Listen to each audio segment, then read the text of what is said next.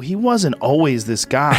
Right. This is what's fucked up about people. Like, you see a guy who's like you, who runs, I mean, how many ultra marathons did you run in a row? You ran some insane number. I think it was, I ran 800s in 8 weekends in a row. Just stop and think about that, ladies and gentlemen. 800s means 8 100-mile races.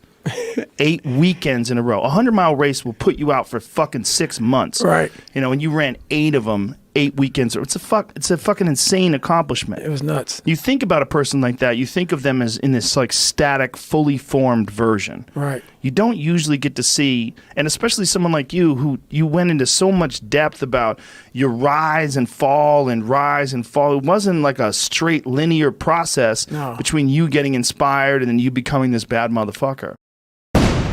Yeah. I fell on my ass. I thought I got to the top of Mount Everest, and Mount Everest just fucking slide right underneath me, man. I was like, God, dog, I got to start from scratch again. Scratch became my friend, because I'm a shy, introverted, leave me alone type of guy. Like, I'm still that motherfucker who is 6 years old, you know, at a play, who can't say his line because I know I'm going to stutter in front of 5 people, right? And I'll tell you this, I started really realizing that when I started overcoming myself. I started getting around these real alpha males, these hard men. And I always put people way above me when I was growing up. Like, my God, they had to have a lot more than me to get to where they're at. And a lot of them did. But once you get around the best of the best of the best people, you can kind of start breaking them down and realizing, man, you're just as fucked up as me. Like, so it started giving me courage through watching people that we all have a story. We all have a jacked up life in one way or another. Some of us don't have the guts to talk about it, though. And that's where I found the guts to talk about mine. And that's where I started learning that life is one big psychological warfare that you play on yourself. You play on yourself, man. The most important conversation I ever had is with myself. And the shit I was telling myself was so fucked up. It was so wrong. It was so misguided. And other people start to write that dialogue for you also. And it starts to be what you say to yourself every single day. And I started creating a whole nother warfare. A whole nother battle started becoming. I was like, oh, hang on a second, Goggins. You have these tools. You have these tools. Your life was basically the perfect grounds for training for where you need to go in your life. All the beatings, all the bullying, all the, you going through learning disabilities, all the struggles. It was the absolute perfect training ground for you to go to where you need to go. And that's how I started looking at my life versus woe is me, poopy pants, kick a rock down the street mentality. It was, God just hooked you right the fuck up. He hooked you right up, man, with the perfect place. You were training for the first 18, 19, 20, you were training for this stuff, man. You have the advantage of everybody else versus, my God, they're so above me. They came from a great family. Mom and dad love them. They didn't have to learn, they didn't stutter, they didn't struggle. No, man, your struggle is what made you who you are now.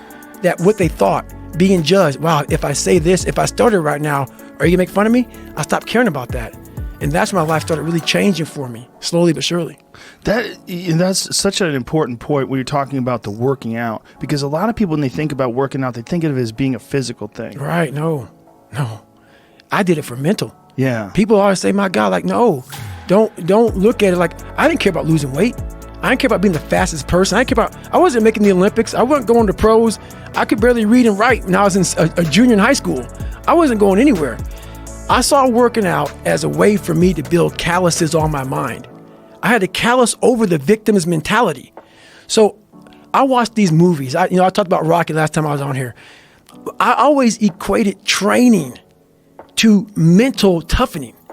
Like, it always looked brutal. People waking up early and doing all these things, and it looked horrible. I was like, wow, man, I gotta start doing that. Not to get better, bigger, and stronger, but that is what's gonna build me. That looks uncomfortable. That looks brutal. And getting up early, I don't wanna do that. So I made this long list of things I don't wanna do. And through that, I found myself. I started, I'm like, you guys aren't doing this shit in high school. You guys aren't getting up at 5 o'clock in the morning, running over here in this golf course. So I started seeing myself very differently than the average human being. I was like, hang on a second. I have something they don't have. And that's when I started to develop these things through working out. It was this great, never-ending work ethic. And through work ethic, I developed self-esteem.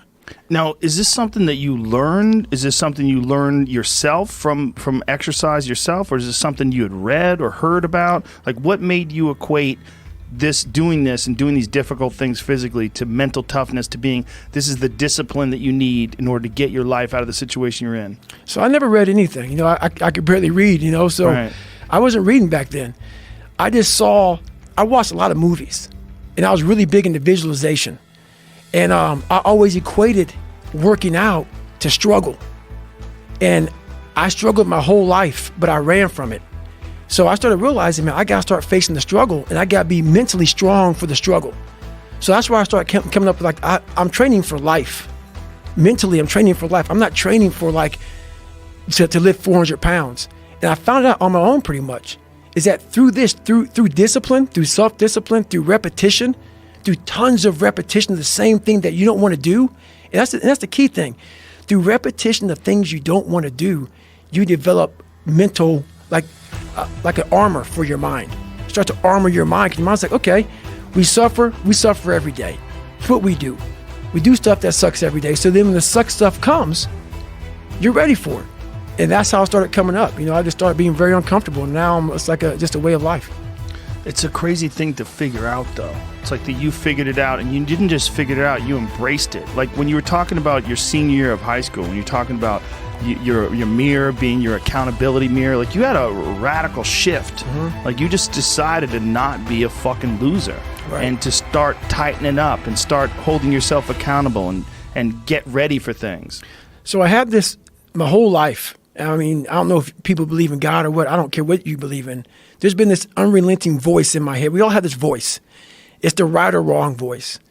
And a lot of times that voice guides us into comfort. And my voice guided me into comfort a lot.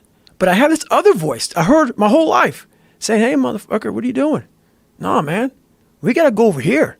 We got to go over here to that rock pile over in the fucking corner where nobody's at. That's where victory's at. We're over there in that corner. So this voice was giving me all these answers. I wasn't a real smart kid growing up, but I had this crazy voice in my head saying, over there is where the fucking answers are. And I didn't want to listen to it because over there was pain. Over there was me looking in the mirror. Over there was me being accountable for all these things I went through my life. Even though people put them on me, it's now mine to own. And I didn't want to go over there by myself, but I had to. And this voice was guiding me there. It's God, whatever you want to call it. But that's what it was in me. Do you think that's just what when you separate yourself from your ego and what your insecurities and all like if you were giving yourself advice, you would say that's what the thing is to do. So do you think that's what it was, like your subconscious or you stripped away from all the bullshit when you couldn't lie to yourself because it's a voice in your head? That's exactly it. It's exactly it. Because it knew. It knew. I was a character. I was trying to find myself through a character. I was making different hairstyles and sagging my pants, and I was off. I was off, man. I was a clown. I was a clown, and I was like, this is not where you're supposed to be in life, man. I found humor in my suffering. I was like, motherfucker, what are you doing out here, Goggins? Like, this is crazy. Like, you're literally trying to reinvent the wheel, but I was trying to reinvent my mind.